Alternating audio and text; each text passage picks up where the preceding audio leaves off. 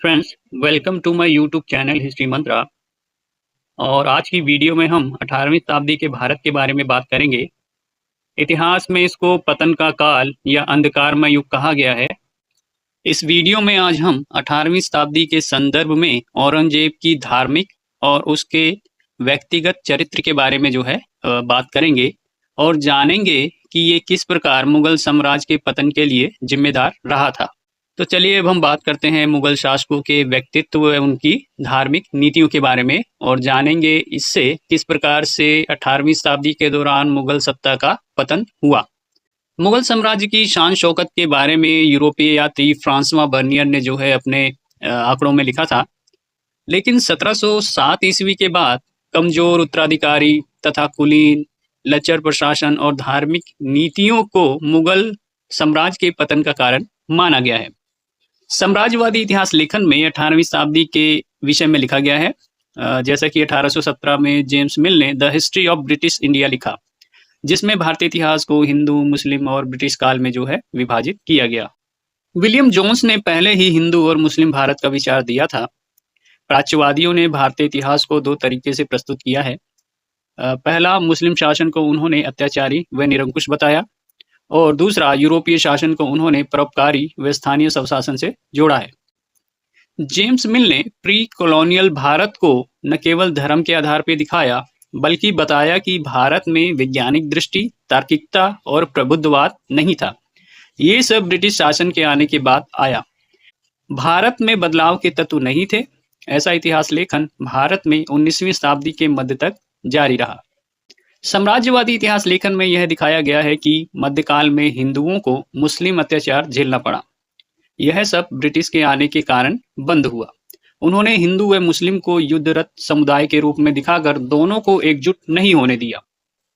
James मिल ने कहा कि औरंगजेब की मृत्यु के बाद अराजकता आई। प्री कॉलोनियल यानी कि ब्रिटिश के आने से पहले समाज पिछड़ गया और यह कई स्वतंत्र राज्यों में बंट गया, जिसके कारण ब्रिटिश कंपनी की व्यापार नीति को खतरा उत्पन्न हो गया। इसी कारण मजबूर होकर ब्रिटिश कंपनी ने प्रशासनिक शक्तियों को अपने हाथों में ले लिया और अब वह व्यापारिक कंपनी से क्षेत्रीय शक्ति बन गई।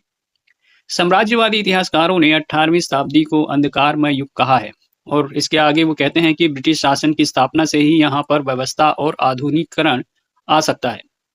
भारत पर ब्रिटिश सत्ता की स्थापना को उपयोगितावादियों व इवेंजलिकल ने यह कहकर वैध ठहराया कि यह प्रबुद्ध ब्रिटेन का मिशन है कि भारत में प्रगति और विकास लाया जाए। कार्ल मार्क्स ने प्री कॉलोनियल भारत के लिए एशियाई उत्पादन प्रणाली शब्द का प्रयोग किया है। कार्ल मार्क्स का मानना था कि ब्रिटिश पूंजी भारत में पिछड़ेपन के व्यवहार को दूर करेगी। इसके बाद 1920 के दशक में विलियम इरविन वो लिखते हैं कि औरंगजेब की मृत्यु के कुछ वर्षों के बाद सम्राटों के त्रुटिपूर्ण चरित्र ने कुलीनों को भ्रष्ट कर दिया और यही मुगल साम्राज्य के पतन का कारण था। कुलीनों को लगा कि अब योग्यता, वफादारी और उपयोगी सेवा से पद को बचाना बहुत मुश्किल है, क्योंकि आलसी और मंद सम्राट कुलीनों का मार्गदर्शक नहीं बन सकता था। कुलीनों के निजी हित के कारण प्रतिस्पर्धा बढ़ गई और अब वे अपने निजी स्वार्थ की ही सोचते थे। इसके अलावा इरविन ने औरंगजेब की धार्मिक नीति को हिंदू व शिया मुस्लिमों के खिलाफ माना है। अकबर ने हिंदू योद्धाओं की सहायता से एक मजबूत साम्राज्य का निर्माण किया था। वहीं जसवंत सिंह की मृत्यु के बाद औरंगजेब ने जोधपुर को अपने कब्जे में कर लिया, मेवाड़ पर धावा बोल दिया, मंदिर को ध्वस्त किया और जजिया कर लागू किया, ऐसा इरविन का मानना है। इससे राजपूत नाराज हुए और दूसरे हिंदू भी मुगलों से दूर हो गए। इस कदम से मराठे मजबूत हुए और राजपूत और बुंदेला भी मराठों के साथ हो गए।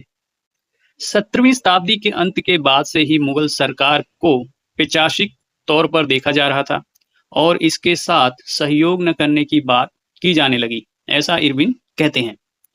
1930 के दशक के दौरान जदुनाथ सरकार ने भी 18वीं शताब्दी के संदर्भ में इरविन की विचारधारा की तरीके का लेखन किया। जदुनाथ ने 18वीं शताब्दी को राजनीतिक अराजकता, आर्थिक संकट का काल माना। उन्होंने औरंगजेब की धार्मिक नीति और दक्कन अभियान को मुगल साम्राज्य के पतन का कारण माना है। हालांकि ब्रिटिश के आने से पहले औरंगजेब का साम्राज्य काफी विस्तृत रहा था। नादिर शाह और अहमद शाह अब्दाली के आक्रमण के पहले ही मुगल बादशाही बहुत कमजोर हो चुकी थी औरंगजेब की मृत्यु के 1 वर्ष पहले ही साम्राज्य में आर्थिक संकट था, प्रशासन का पतन हो रहा था और समाज तथा संस्था में भी पतन आया। औरंगजेब के दक्कन अभियान से राजनीतिक संकट बढ़ चुका था। सम्राट, दरबार, परिवार व उसके अच्छे अफसर सब दक्कन में चले गए और वे वहां लगभग 25 सालों तक रहे। अफसर अपने घर वापस आना चाहते थे। ये वर्षों से अपने परिवारों से मिले नहीं थे, लेकिन औरंगजेब मराठों को समाप्त करने की जिद पे अड़ा रहा। जदुनाथ सरकार कहते हैं कि इसी कारण अधिकांशतः भारत में राजनीतिक संकट और अराजकता फैल गई, क्योंकि सम्राट और योग्य अधिकारी दक्कन में थे। इसी कारण राजनीतिक, आर्थिक व सांस्कृतिक व्यवधान आया। 18वीं शताब्दी के दौरान उत्तर भारत में महान अराजकता आई। जदुनाथ सरकार कहते हैं कि औरंगजेब की धार्मिक नीतियों ने अकबर के द्वारा निर्मित समन्वयता की भावना को नष्ट कर दिया। धार्मिक नीति के कारण सिख, हिंदू, राठौर, बुंदेला, मराठा ने मुगलों की सत्ता के खिलाफ विद्रोह कर दिया।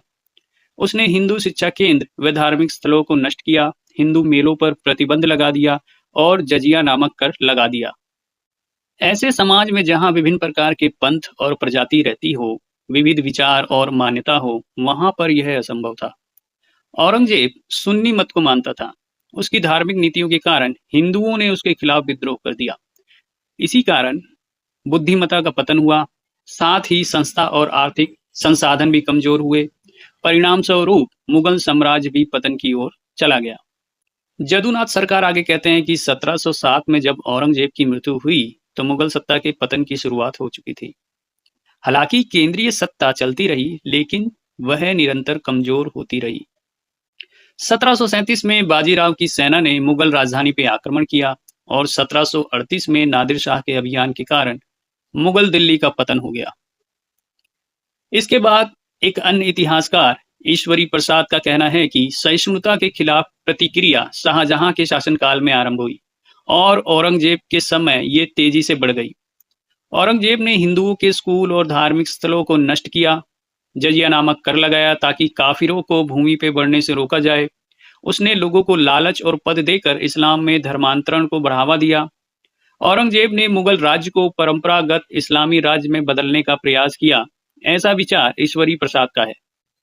मुजफ्फर आलम का कहना है कि फारसी स्रोतों में विद्रोहियों और परेशान करने वालों को उनके वर्ग जैसे कि जमींदार अथवा जाति, कबीला के आधार पर पहचाना गया है, न कि धर्म के आधार पे। इसके अलावा वो कहते हैं कि जो मदद माश धारक मुस्लिम हैं, उन्होंने भी साम्राज्य के लिए समस्या उत्पन्न करी। लेकिन प्रश्न उठता है कि औरंगजेब की नीतियों से क्या केवल हिंदू ही अलग हुए? क्या केवल हिंदू ही समस्या उत्पन्न कर रहे थे? क्या यही एक कारण था मुगलों के पतन का? औरंगजेब की इस नीति का विरोध मुस्लिम अधिकारियों और कुलीनों के द्वारा भी किया गया। तो इस प्रकार हमने 18वीं शताब्दी के दौरान मुगलों के पतन में जो धार्मिक कारक थे और धार्मिक नीतियां थी, उनके बारे में जो है हमने चर्चा की। अगर एग्जाम में 18वीं शताब्दी के दौरान मुगल साम्राज्य के पतन में धर्म की क्या भूमिका रही, इस पे प्रश्न पूछा जाता है, तो आप इसको जो है लिख सकते हैं। वीडियो देखने के लिए धन्यवाद।